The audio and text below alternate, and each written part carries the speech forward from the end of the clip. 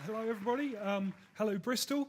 I'm down here from Cambridge today. I work in London, so it's fun to pop over here. What I want to talk to you about is making your own compiler. We're going to do that in 50 minutes.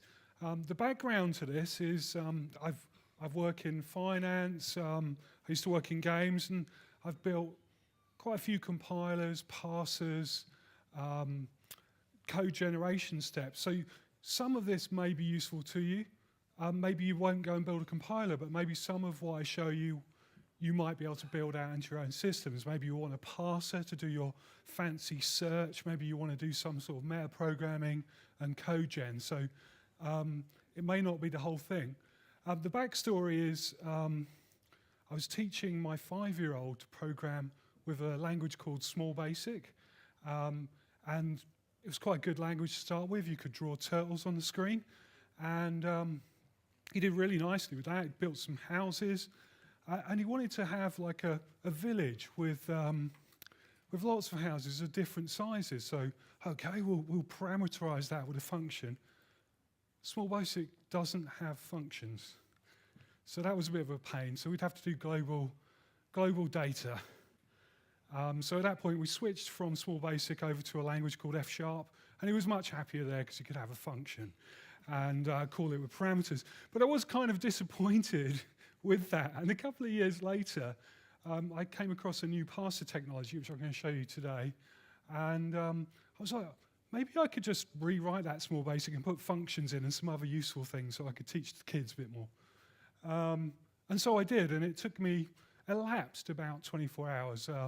So some train journeys here and there. It was really quick. So I want to share that with you and show you how that works. So this talk is not about how to write a compiler the hard way. So this isn't how you would say rewrite the C# compiler in 7 or 8 years with hundreds of man years. This is about doing it, in a day. It's not all theory. We're just going to use libraries and we're going to get the job done. But it's also not for the faint of heart, because I'm going to show you how to build a compiler in the next 50 minutes. What this talk is about, building domain-specific languages, general-purpose languages, abstract syntax trees, which I'll explain later, but that will come out a lot, parsing interpreters, and code generation. So we'll look at the interpretation side and the code generation side. There'll also be it's all going to be turtles all the way down. Does anybody here know about the phrase turtles all the way down? Okay, so just flip that. Anybody not heard turtles all the way down? Okay, good.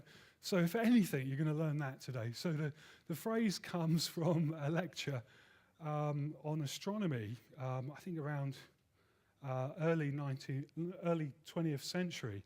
And somebody was explaining how the solar system works and the planet, Earth moves around the sun.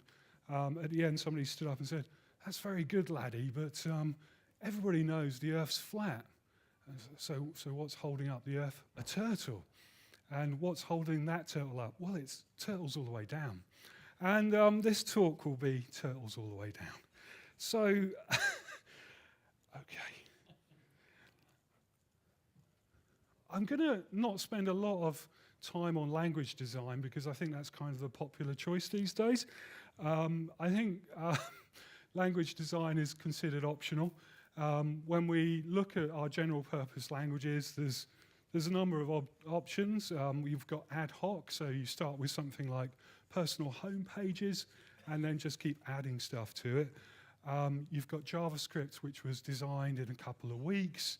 And then another ad hoc mechanism is Scala, so you just get every intern you can and just put every feature in the language in, which is nice. It's there's a lot of features. The next option is copy and delete. Java, in effect, copy the class C with classes from C++, but remove the pointer element, remove multiple inheritance, remove some of the sharp objects, which I think is a really good idea. It's much easier to add features than it is to remove them. J is a movement away from APL. APL was a language with Greek symbols. So J fixed that by removing the symbols and having ASCII characters. And then Go has gone one stage further than Java, and they've removed classes altogether, right? Which seems to, we had a talk about it earlier, not such a bad idea either. And then finally, your third option is copy and add. So C#'s a copy of Java, and they added events and goto. So that was nice. F#'s a copy of OCaml, and they've added some cool things like support for .NET and type providers. And Haskell's actually a copy of a language called Miranda, and they've added things that confound everybody, like type classes and monads. What are those? None of that is needed for our compiler generation. Okay, so those are your options. So very easy, optional step really, the design part. So how many people here are coders? How many people are not coders? Okay, sorry about this, I'm going to go. Most of the rest of the presentation will be code, which I think the coders will like, and sorry about that. But the way to look at it is it's just all text in text files, really. And how hard could it be, right? Text files. Brilliant. So rather than drop you straight in the deep end and show you my compiler for a full programming language, I'm going to build it up bit by bit. And we're going to start with turtles, because that's what we were talking about earlier. And I'm going to build up something I'm going to call Turtle language. It's based on a programming language called Logo, which was taught in schools in the 70s and 80s, which lets you draw things like this. And it's a really easy language to use. Kids love it. It's one of the first languages I used. So we have this nice construct. Instead of having to say for I equals 1 to 10, you just say repeat 10. It's kind of logical. These square brackets are like curly braces in Go and C# and Java. That's just a block. So we repeat 10, turn right 36 degrees, and then repeat 5 this time. And you get these beautiful patterns. Actually, Logo was an amazing language. We'll have a look at it later. Unfortunately, because you could draw pretty patterns, actually nobody ever got past this stage because it was just too much fun, right? So, but I'm going to try and move you on to the next steps of that. And once we've got through Logo, so we'll start off with a fairly small language, I'll then push you on all the way up to the modern programming languages that you use now, and I'll show you compilation for that. Okay, so see we've got actually only 3 commands there: repeat, write, and forward. We can describe that as an abstract syntax tree. Now I'm using the programming language F# here, but this would be the same in OCaml, ML, look fairly similar in Swift, Haskell, so pretty much modern programming languages, or even not that modern. So we have a command type, and we have one case, which is forward, and we can go forward a particular distance.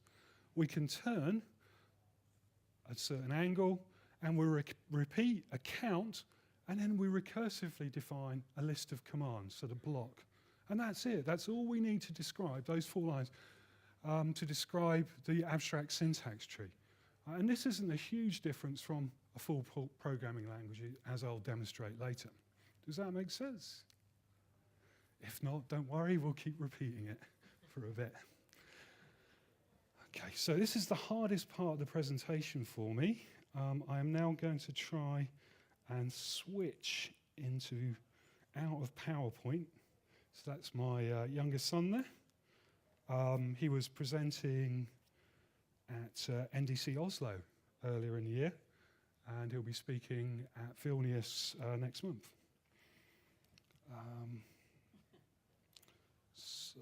So this stuff works.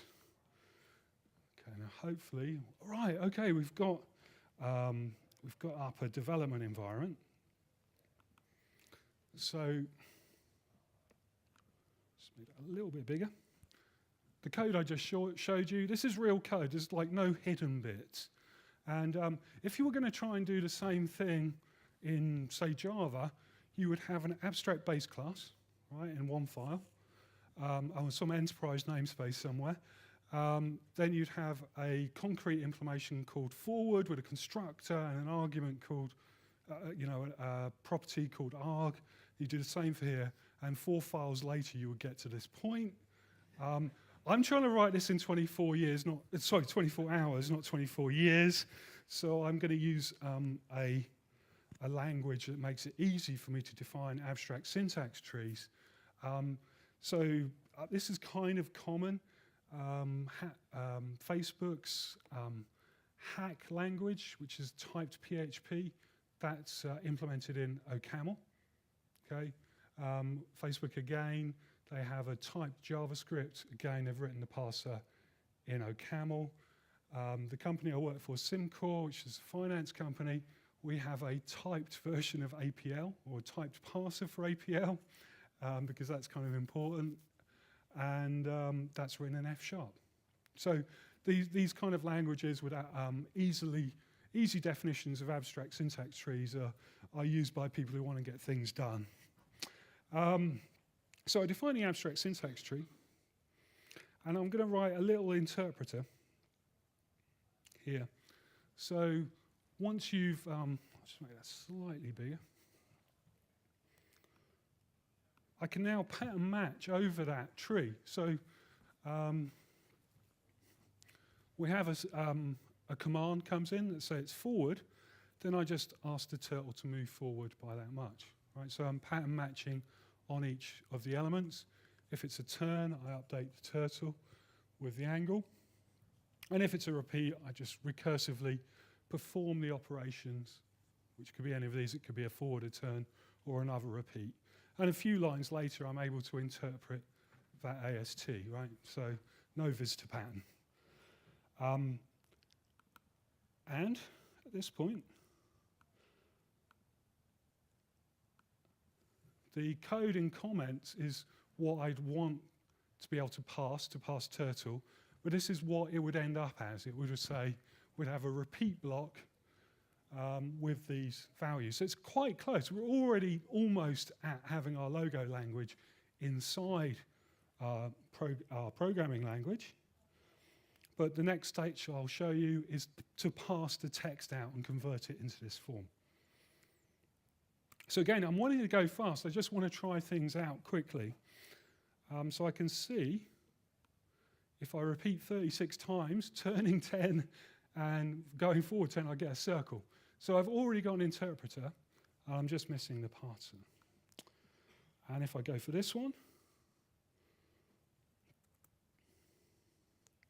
so when I'm trying to get a parser compiler going, I want some quick feedback. I want to know I'm going in the right direction.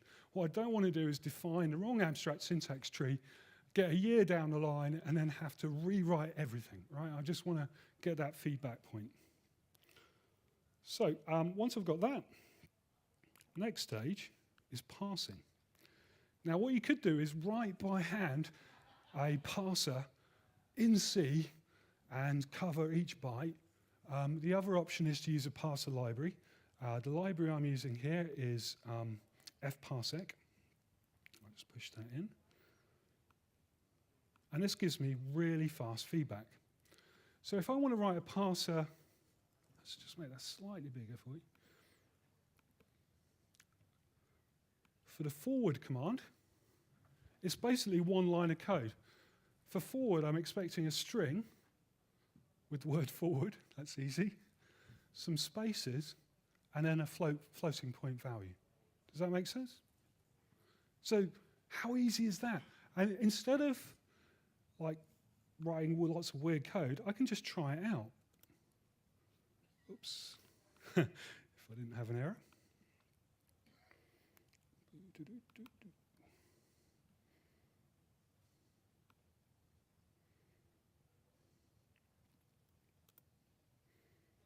Okay, so what that tells me is success 10. When I've asked it to pass forward 10, it's found 10. Great. So I've actually got a parser, one line of code. I'm testing it out interactively, no build compile. But what happens if I do this? I've put in forward 10 with no space, right? And this is bad because that could actually be a function that you've defined, right? You want something that goes forward 10. So this is, I've got feedback on that. So what I'm going to do, what I want is not spaces, I want at least one space. Right, so pretty much all of the functionality you want is just there in the library. So let's try that out. I'll rerun that. Okay, hopefully you can see that. If you look very closely, you've got good eyesight. It says forward 10, expecting white space. So just changing that gives me really useful error messages that go back to the user because I'm using a library and I've kind of declaratively declared what I'm expecting. And it tells me whereabouts it is in the line. So this is one of the hardest parts of doing a parser. And if you're using a parser library like fparsec, parsec, you get that for free, right? So now what we can do is we can just simply build up our language by building up each function and then compose them together. So I'm going to start showing you that. So I've got my forward parser, but what I can do now is I get the value out and push it into my abstract syntax tree. So now I can start building that up. Another thing I'll do, because I used to be a logo programmer, or used to have fun with logo, is that nobody likes typing forward all the time. We shorten it to FD. Life's just too short to type forward all the time. And what we can do here is we say, if we see FD, or we see forward and some spaces, then it's forward. So it will handle either case and produce the thing. Now this or thing is really useful because we can say later, is it a forward or is it a left or a right? And we're golden. So let's move on to that. So we have the same abstract syntax tree. Now by the time we get this bit's a little bit tricky. Once I've got you through this bit, you have basically nailed all the difficult bits of parsing. Okay, so we've got our forward, left, and right with our options for the short forms. Okay, and that's getting the AST out. Skip over this line a second. Our command is either a forward, left, right, or repeat.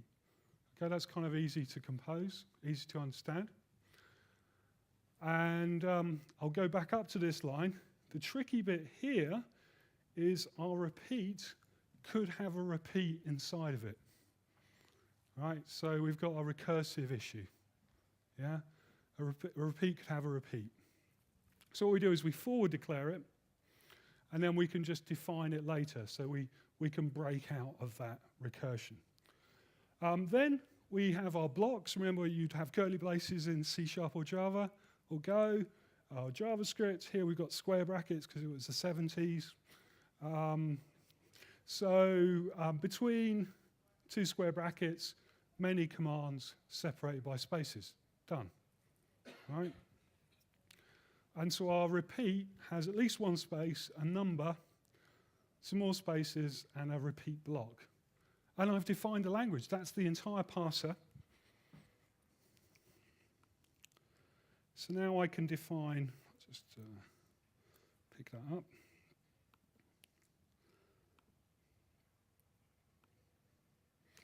So if you look over here, what we've done is we've actually taken this string and converted into our abstract syntax tree form that we tried out manually before. Right, so we've got parser interpreter. We've written a logo, or a small version of it. Pretty cool, and very few lines of code, very little effort. So we're kind of proved, and obviously once I've got my code, I can run it through my interpreter. Winning. But why stop there? So on to the next stage. So you're going, yeah, but that's too easy, that language, just like a simple DSL. Let's move it on to a more advanced language. So or more advanced constructs. We want to be able to define functions and call them with arguments, right? Now, Logo had this beautiful idea of saying to square, to name, do this, and then end. So if you compare that to public static void main, this is quite a nice, simple way of defining functions for kids, or for anybody, really. I don't know why it didn't catch on. Maybe it's because the graphics were too good. So we can define a square, I can define a flower, and I can have a garden made out of flowers. So I'm going to do a bit of art for you here while showing you the language constructs. So we start off, let's make that slightly bigger.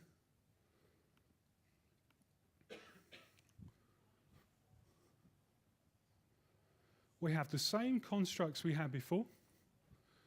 I'm adding a random position for the sake of art. Which is important to me. And these two other parts are actually making it almost a real language at this point. I have the ability to call a named function with an argument list, and that's taken me one line to implement that, right? And I can define a procedure with a name, a list of parameters it expects, and a command list within it, right? So this is basically a programming language. And again, the abstract syntax tree is tiny, just making very small additions.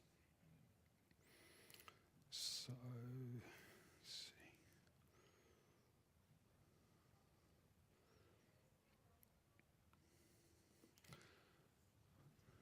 For our procedure, we have a tiny parser for the header, which will look for to and the name, the body, which will just look for commands, and then the footer is the keyword end, and we'll push that into a proc, right? So again, very trivial to do with a parser library. So now I have my, my code there. There you go, art. Procedural art. But you see, just a few lines of addition, and you've taken a very simple language onto being able to do some pretty cool stuff. All right, now that's an interpreter. You might use something like this. You might want to have a DSL. You probably start with an internal DSL, domain-specific language, maybe inside your language, inside Ruby. But at some point you might say, I don't want them to be able to define arbitrary code in Ruby, and I execute it, right? You want to have something that's a bit more specific and something you have control over. So an interpreted thing would be good here, right, with a parser. So you in effect make an external DSL. You pass their code and execute it within your restricted environment. So that's good. Another restricted environment is JavaScript. And another thing that's happening every week is a new compile to JavaScript language. So if you want to be cool, it has to compile to JavaScript, right? So let's do that. So I'll show you the way of getting to a compiler is you start off by going, okay, I have a piece of sample code, the source code, and I want to translate it into the target language. It might be machine code, C, JavaScript. So take that source code and manually convert that into the code I'd like to see, right? And use that as a step for reasoning about how you'd like the code generation to work. So I took as my source code a piece of logo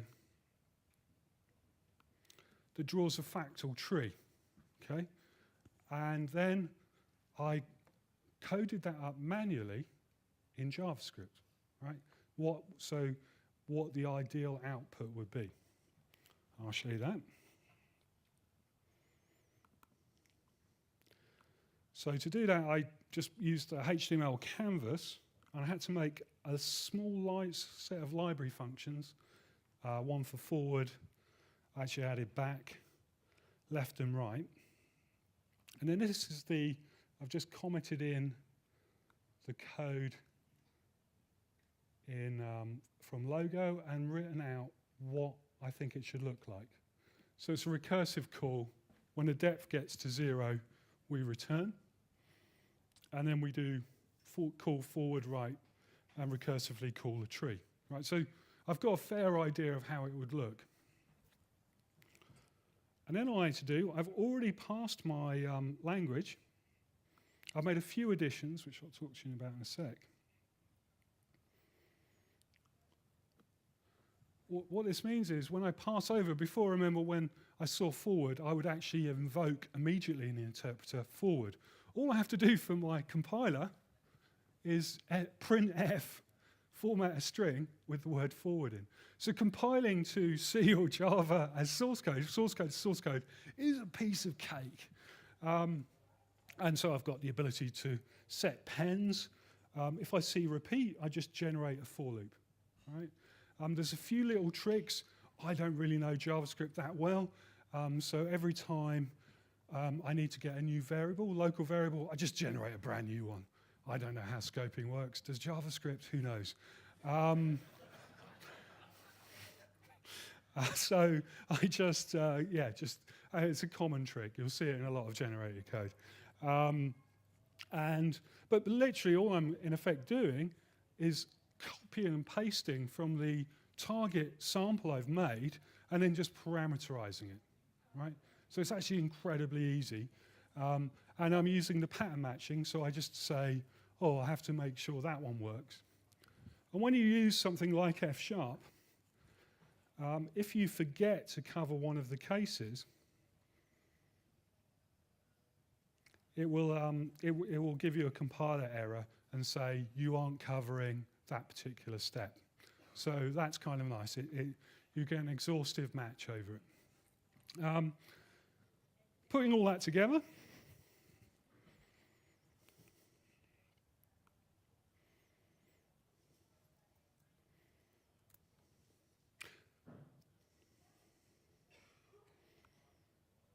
it generates JavaScript. It's almost the same as the JavaScript that I wrote as my expected JavaScript.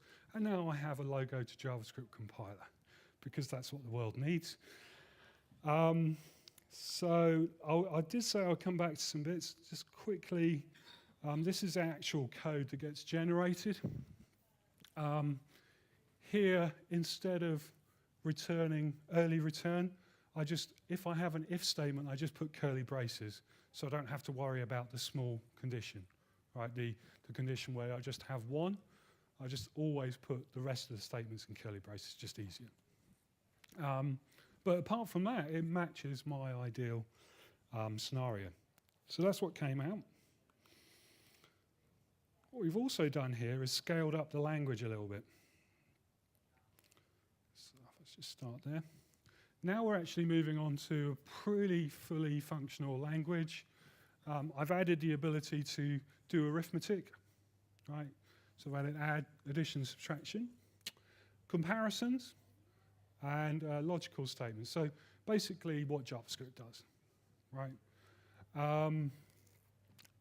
I've also got numbers and strings, so I'm pretty close to JavaScript there as well. And my operations, and just the commands I had before, like so. I've added a few more, but again, you just have to add. It's just a line basically to add a new built-in keyword. So make lets you kind of do the equivalent of var in JavaScript, right? So you make a variable. It was the 70s, people had options.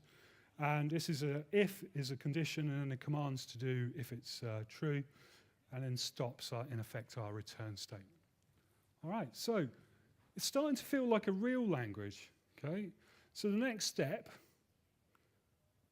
is to have a look at Small Basic. So, Small Basic is quite close to VBA. Right? It's a cut down, basic language, procedurally based. And so it looks very much like the code I just showed you for Logo. Most of these kind of procedural-like languages look the same. They all do the same sort of thing. This one's actually more advanced than JavaScript because it has integers. Loves doing things like that.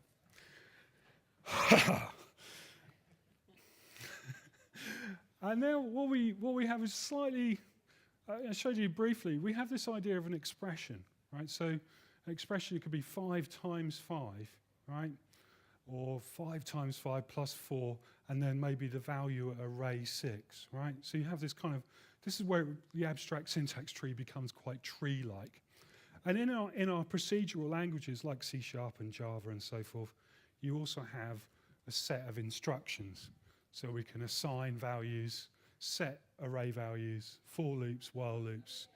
And because it's a Microsoft language, it's a minimal representation, but it had to have goto. Because that's what teaches kids good coding or something. Anyway, so I've left that in for backward compatibility, unfortunately.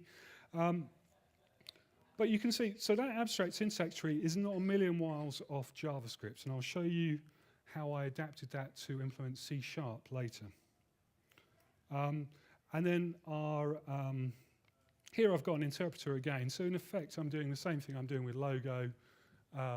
Based on what I match, I will do something, right?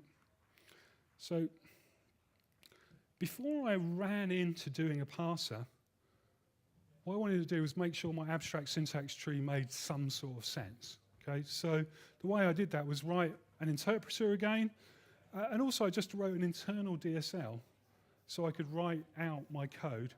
And this almost looks like BASIC, right? This is an internal DSL within F#. And what this does is FizzBuzz. So the next few things will be FizzBuzz. Anybody here not seen FizzBuzz before? Okay, you haven't been to interviews. FizzBuzz is a torturous way of determining if somebody can program or not by asking them to do a for loop, and from 1 to 100. And if the value is divisible by 3, print fizz. If it's divisible by 5, print buzz. Otherwise, print fizzbuzz, right? Sorry, if it's 3 and 5, fizzbuzz, otherwise the number. And apparently half of candidates are unable to roll that for loop. So it's a very quick check of people's ability to code. Anyway, if I run that,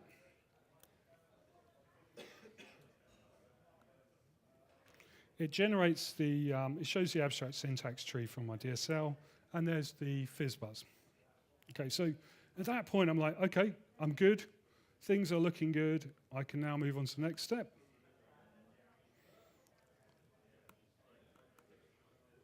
So at this point, let's make that slightly bigger.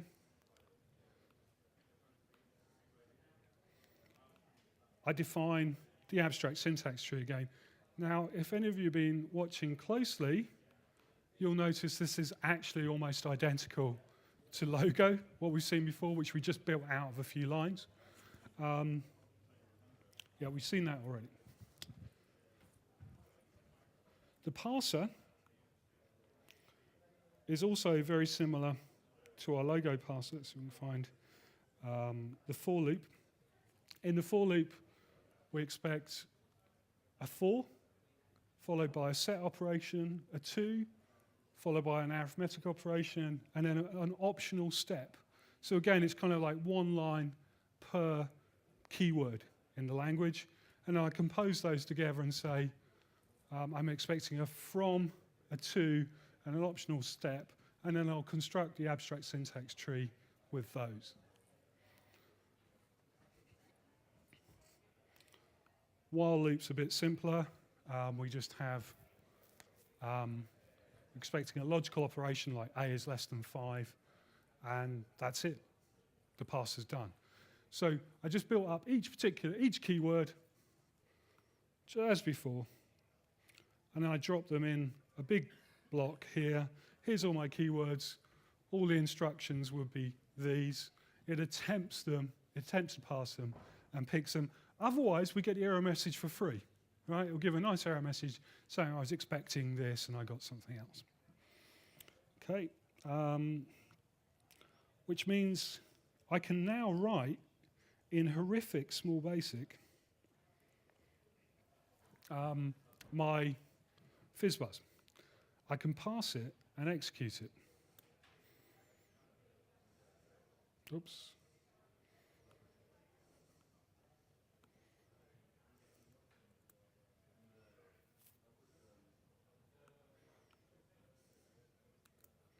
So that's cool. Right. Final step is the compiler. Now,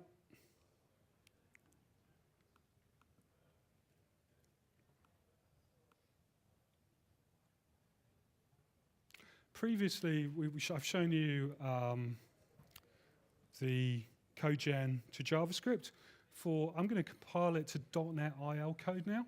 Now, fortunately, there's almost a one-to-one mapping between IL code and imperative instructions. So for each of my instructions, I just write out the corresponding IL code.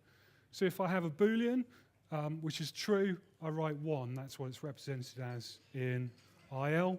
For false, it's 0. And if it's an integer, and so on.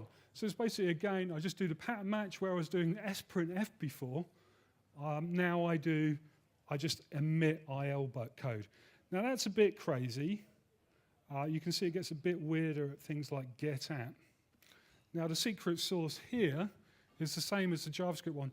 I write the C# or Java code that I want generated, right? And then I disassemble it, right? Say a for loop, and I copy and paste it in here, and I just put the word IL emit on the front of it with the parameter that's come from here. That's all there is to it. It's very, very easy. Okay. The gnarly bit with both of these code generation steps, if it does go wrong, it usually says something like, something went wrong somewhere, right?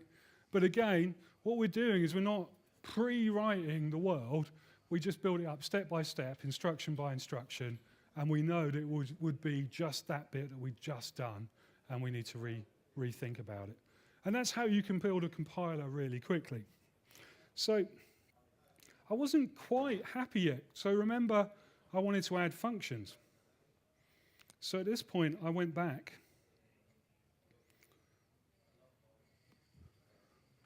And I've added functions here. This is a language extension. And I wasn't quite happy still, because I was like, well, there's a lot of people trying to do OO for kids, but public class, virtual, protected, I'm not sure the 5-year-old's going to get that. You know, it's a bit weird, right? But what about tuples? That's kind of easy, right? And arrays. So what I've done is I've added tuples and pattern matching in Small Basic, which will be a feature possibly in C# 7 or 8, or Java 9 or 10. And that only took about an hour. So, because I'm using this really, I'm just not trying to be clever, I'm just trying to do the thing. So here for pattern matching, I need to be able to bind, define a clause, and define a tuple. Actually, VB has more advanced switch casing than C# and Java. You can do comparisons in your select case, so it supports that too. But let's have a look at a complex, and you can do ranges. But let's have an actual concrete example. So now I'm able to define a function with 2 arguments. Let's make that a bit bigger, as you can see here. And that function can return a value, which kids like as well. And here we've got the pattern matching. So what I can do is I can select case, and I'll construct a tuple with the modulus of a and of the value with 3 and the modulus with 5. So now I've got a tuple. I can match that tuple with 0, 0. That would be fizzbuzz.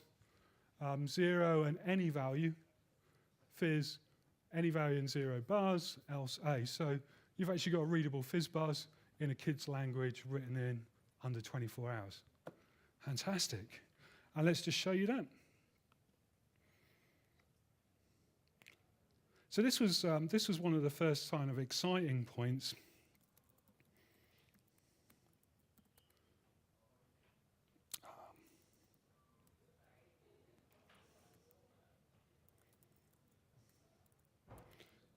Is I could actually compile that code and run it.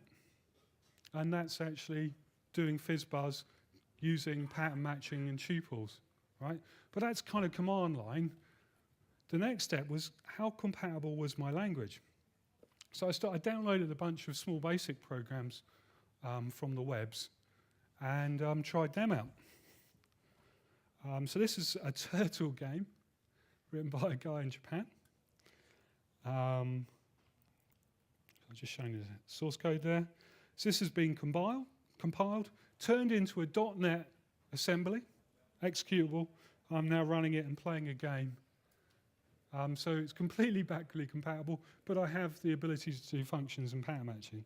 So more turtles. So that was nice. All right, this is where it gets really exciting, when you've actually got something you can do. So the next logical step, and this is beyond the initial 24 hours, was, okay,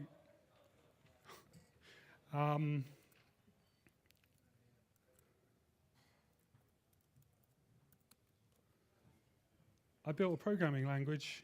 I built Fun Basic as a Windows Store app, which you can download, and you can play games inside the Windows Store.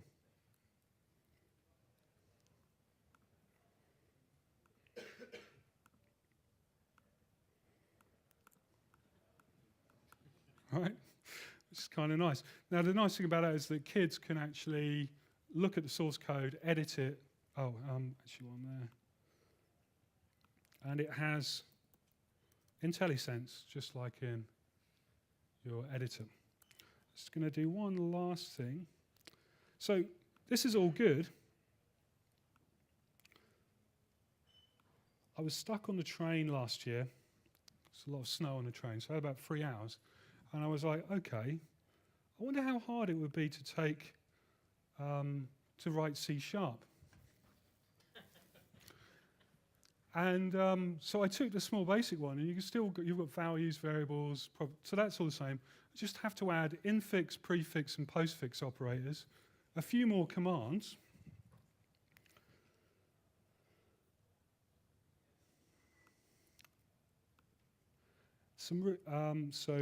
Try, catch, lots of enterprisey stuff.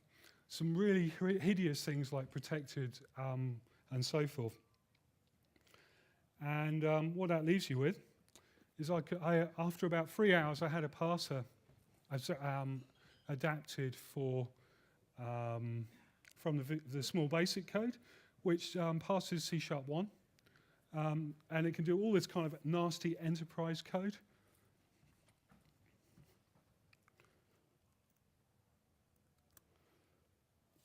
And when I run that,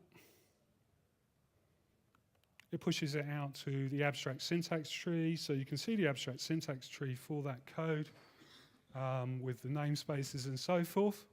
A friend of mine then tacked on the end of that a compiler. And we have a C# compiler. That took about a week.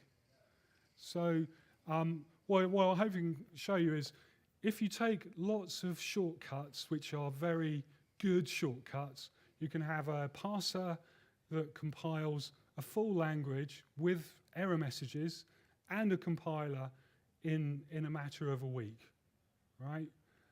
If you don't, prepare to spend hundreds of man years on it. And even if as I was saying before, the parser technology you might find useful, or the code gen, you don't necessarily have to do all of this, but it is kind of fun, and the world needs more programming languages. So I'll just put my last slide up. If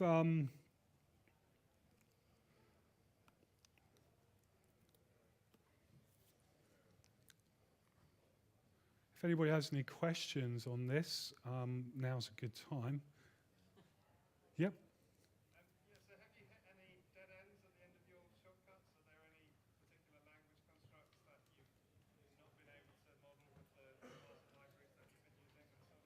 Yeah, so the question is, have I hit any dead ends? No.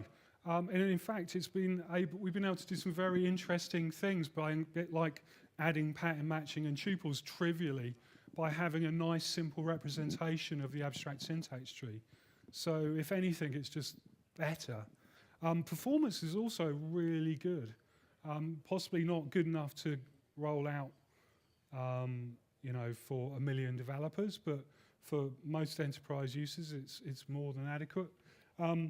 Just a quick note: it now runs on Raspberry Pi, Linux, and Mac using Mono. And just some quick things. I've been showing you F#. It's very similar to OCaml, a language also used in compilers. If you haven't seen F# before, it might have looked a bit weird. There's something called the F# koans. It's a set of failing tests. You make each test fail.